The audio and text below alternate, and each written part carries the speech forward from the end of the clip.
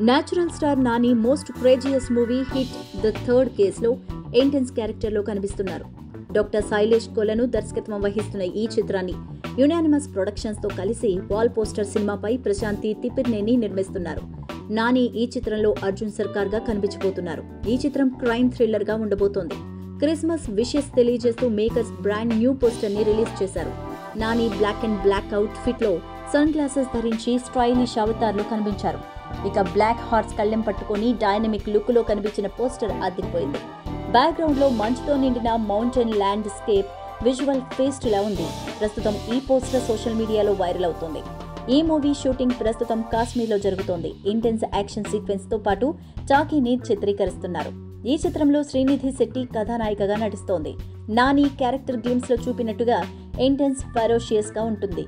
తన పాత్ర tough dynamic పర్సోన్కి సరిపోయేలా నాని అత్యద్భుతంగా మేక్ ఓవర్ అయ్యారు. ఈ చిత్రంలో టాలెంటెడ్ టెక్నికల్ టీం వర్క్ చేస్తున్నారు.